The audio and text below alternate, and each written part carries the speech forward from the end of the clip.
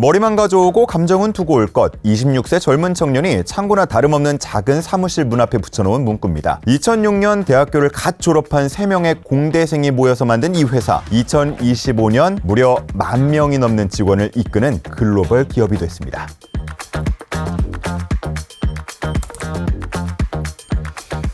오늘의 주제, 독보적인 기술과 디자인으로 세계 드론 시장을 제패한 드론계 애플, DJI입니다.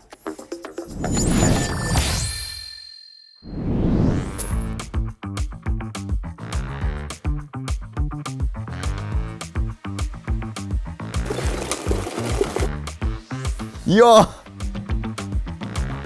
오, 무서워. 너무 가까이 오지 마.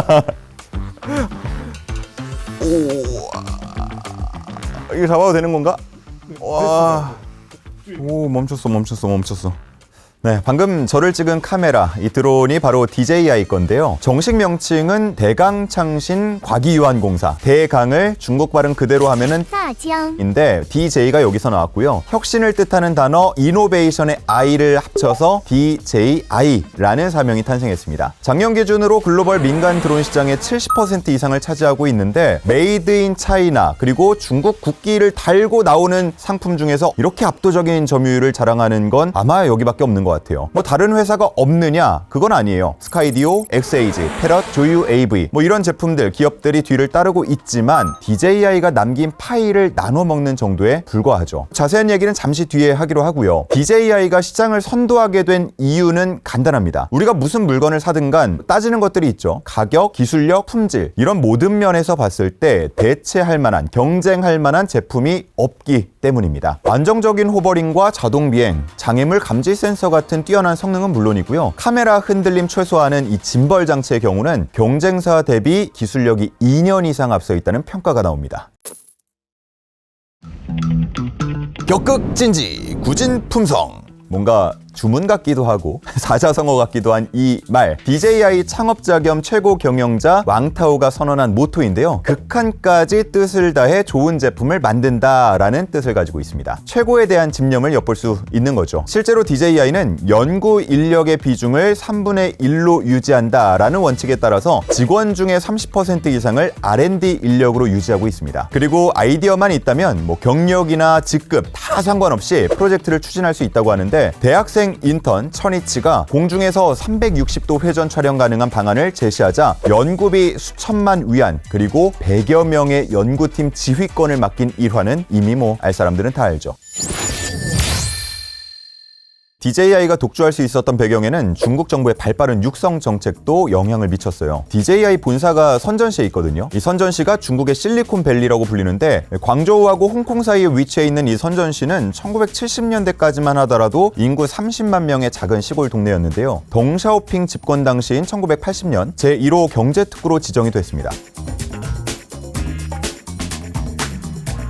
그리고 이 이후에 외국 자본 유치가 급격히 되면서 도시의 성장도 빨라졌죠. 2024년 GDP 총액이 약 3조 6천억 위안까지 잡히면서 상하이 그리고 베이징에 이어서 중국 내에서는 3위를 차지했고요. 물류량만 따지면 무려 세계 4위였습니다. 현재 선전시에는 DJI 외에도 뭐 화웨이, 텐센트, 비아디 이런 중국을 대표하는 기업들의 본사가 있고요. 수많은 제조업체가 모여있기 때문에 현지에서 저렴한 가격에 부품을 조달할 수 있다고 해요. 심지어 인구의 평균 연령이 30대 초반 밖에 되지 않아서 50대 이상은 이 동네에서는 좀처럼 만나기 힘들 정도라고 하네요. 엄격한 규제도 이 선전시에서만큼은 예외입니다. 재작년에는 드론 택시, 드론 택배, 그리고 셔틀 헬기 이런 저고도 경제 발전 지원을 정부 업무 보고에 포함시켰고요. 이에 따라서 핵심 기술이나 부품 개발을 위한 보조금으로 기업당 최대 6천만 위안을 지급하기로 한 상황입니다. 중국 정부가 2003년에 이미 통용 항공 비행 관제 조례를 제정하고 드론 산업 육성에 나섰거든요. 한마디로 따지면 그야말로 드론 산업을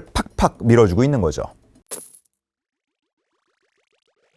이제 드론은 단순 취미용이 아니죠. 방송, 영화, 농업, 물류, 건설과 같은 다양한 분야에서 활용이 되고 있는데 드론 시장이 본격적으로 태동한 게 10년밖에 되지 않았다는 사실 아마 다들 느끼고는 있을 거예요. 자, 그런데 시장 규모가 지난해 기준 337억 달러에 이르렀고요. 2030년에는 무려 545억 달러까지 이를 것으로 전망되고 있습니다. 그렇다면 DJI는 어떻게 이 거대한 시장을 개척하기 시작한 걸까요? DJI의 대표, CEO 왕타오는 1980년 중국 저장성 항저우시에서 태어났습니다. 어렸을 때부터 그야말로 모형 헬기 덕후였다 그래요. 부모님한테 맨날 모형 헬기 좀 사주세요 졸랐다고 하는데 이게 좀 비싼가요? 갖고 싶어도 가질 수가 없었는데 어느 날 왕타오가 학교 시험 성적을 잘 받아왔다 그래요. 그래서 부모님이 기분이 정말 좋으셨는지 큰맘 먹고 원격 조종 헬기를 선물해 줬다고 합니다. 근데 이걸 어쩌나요? 학생이 다루기에 너무 어려웠던 거죠. 툭하면 추락해서 프로펠러에 다치기 일쑤였다고 하는데 그런데 여기서 포기하지 않았습니다. 떡잎부터 달랐던 왕타오 형님, 관련 잡지 그리고 서적을 읽으면서 자동 제어 헬기에 대한 꿈을 품기 시작했다 그래요. 성인이 된 왕타오는 홍콩과학기술대학에서 전자컴퓨터공학을 전공했고요. 원격 조종 헬기의 비행 제어 시스템 연구에 매진했습니다. 비행 제어 시스템은 눈이나 비 같은 각종 기상 환경 속에서도 안정적으로 비행을 하고 작업을 수행할 수 있도록 해주는 핵심 기술이라고 할 수 있는데 이 기술이 적용된 로봇으로 홍콩 대회에서 1위, 아시아 태평양 대회에서 3위를 차지하면서 차곡차곡 경험을 쌓아나갔죠. 여기서 자신감을 얻은 왕타오는 같은 과 동기 2명과 함께 원격 조종 헬기의 비행 제어 시스템을 졸업 과제로 선택하게 되는데 6개월 동안 연구에 몰두했지만 이 마지막 시연 단계에서 헬기가 추락하고 말았다 그래요. 하지만 그를 눈여겨본 사람이 있었습니다. 바로 리쩌샹 홍콩과기대 로봇 기술과 교수인데요. 왕타오가 남들보다 더 똑똑한지는 잘 모르겠지만 사업 감각이 뛰어난 건 분명하다, 이렇게 말을 했다고 합니다. 이 리 교수가요, DJI의 초기 고문 겸 투자자가 됐어요.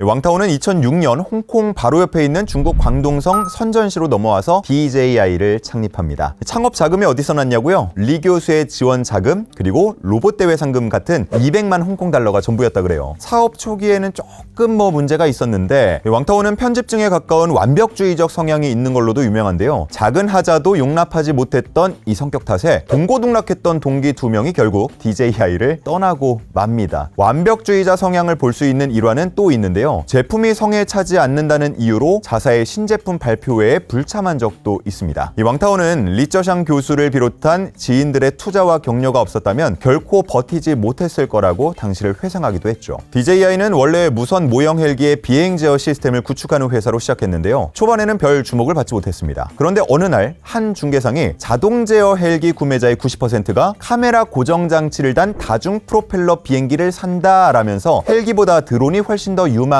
시장이라고 조언을 했어요. 역시 우리의 왕타오는 이걸 그대로 흘려듣지 않았죠. 드론 시장의 가능성을 보고 사업 분야를 완전히 바꾸는 결단을 내리게 됩니다. 이런 것만 보면은 정말 사업 수완이 있는 것 같긴 하죠. 그리고 2013년 드론 시장의 판도를 바꾼 제품을 출시하는데요. 바로 최초의 완성형 민간 드론 팬텀입니다.